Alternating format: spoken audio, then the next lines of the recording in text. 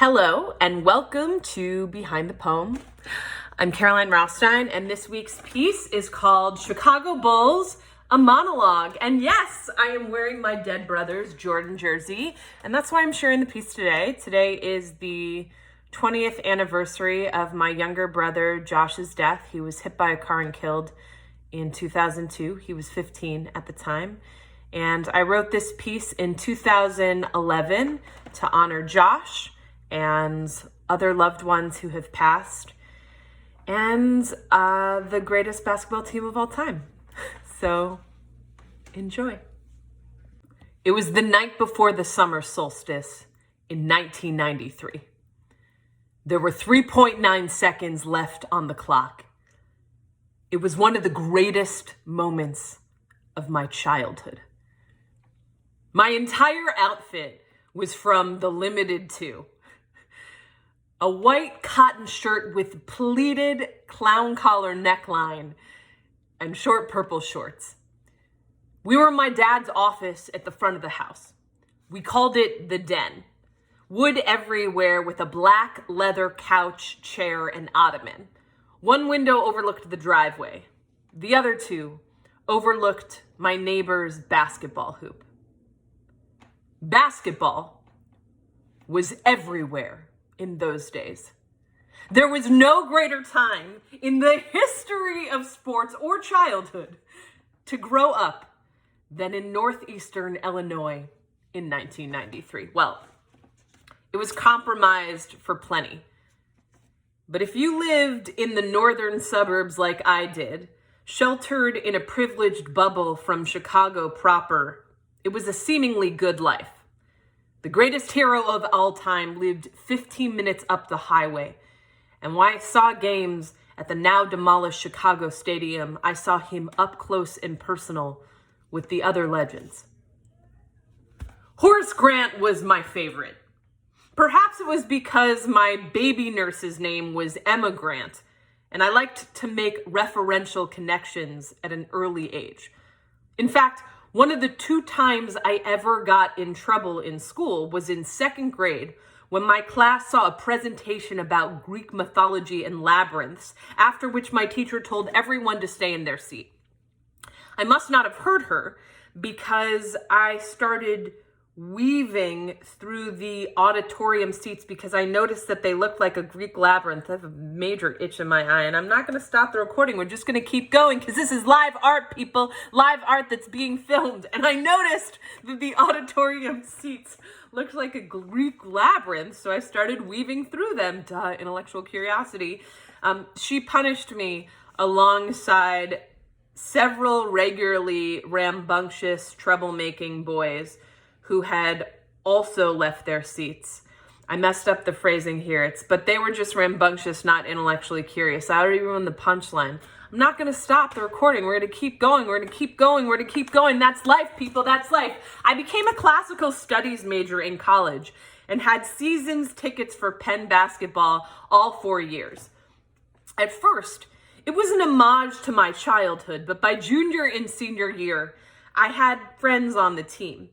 At that point, I'd long stopped watching professional basketball. I still don't. I can't cope. I'm still angry that Phil Jackson left us for the Los Angeles Lakers, that Michael Jordan played for the Washington Wizards, and that he fucking cheated on Juanita.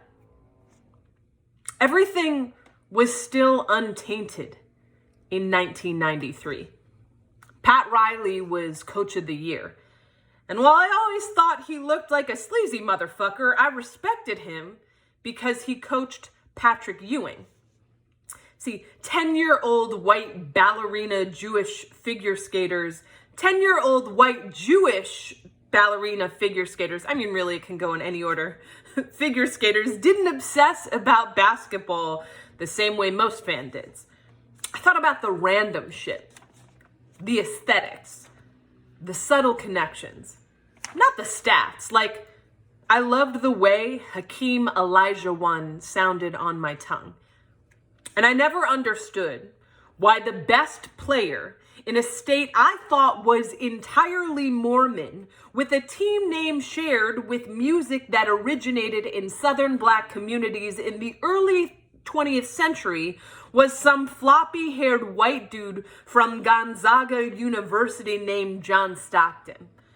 I remember thinking, what the fuck is a Gonzaga? In '93, I knew the starting lineup for almost every single team in the NBA, but nothing was as exhilarating. Oh my God, I'm getting emotional. As exhilarating as when Ray Clay announced my team. The lights would shut off. The Alan Parsons Project Sirius would begin tapping against my eardrums.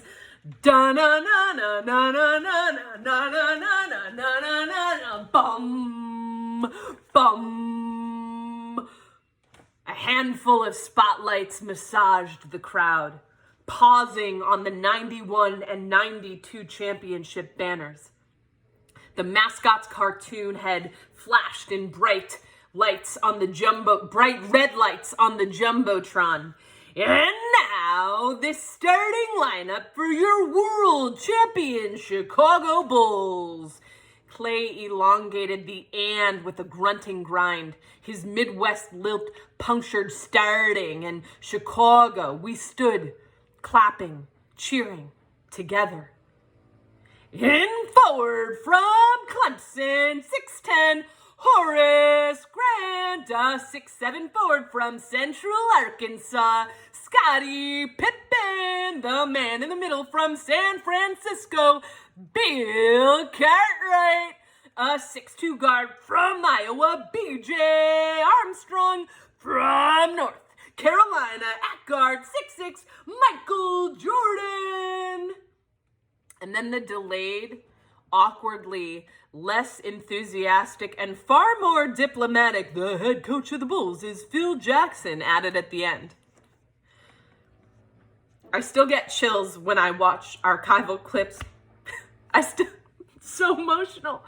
I still get chills when I watch archival clips of the 1990s Chicago Bulls.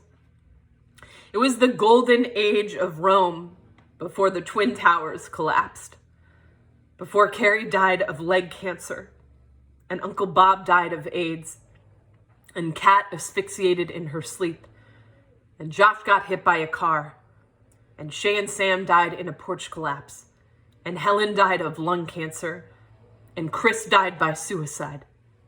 It was before shit got tragic. I think that's why I don't watch NBA basketball anymore, and why I haven't actively followed the Bulls since Josh died. I want to keep it all contained in the 3.9 seconds between John Paxson's three-pointer and Horace Grant's defensive jump that blocked the Suns' ball from journeying into the basket. If I can have one space of unpenetrated joy and bliss, it makes it possible to live with and beyond all the other tragedies. I swear to God, I cannot make this up. It was UPS buzzing right after the line. If I can have one space of unpenetrated joy and bliss. And I couldn't. It makes it possible to live with and beyond all the other tragedies. Everything's ephemeral. The Chicago Bulls dynasty, the lives of too many of my loved ones, my childhood obsession with basketball, and both joy and tragedy. But just knowing that untainted magic is possible makes moving forward amidst the laundry list of grief better than bearable. It makes it hopeful. Thank you all for tuning in. If you have any questions, wonders, thoughts you want to share, feel free to leave them in the comments, and I'll do my best to respond and answer as best I can. And also important to note that I did write that piece 11 years ago, and I have since re-engaged with my deep love of basketball and the Chicago Bulls. In case anyone was wondering, I am back in the game. Take care.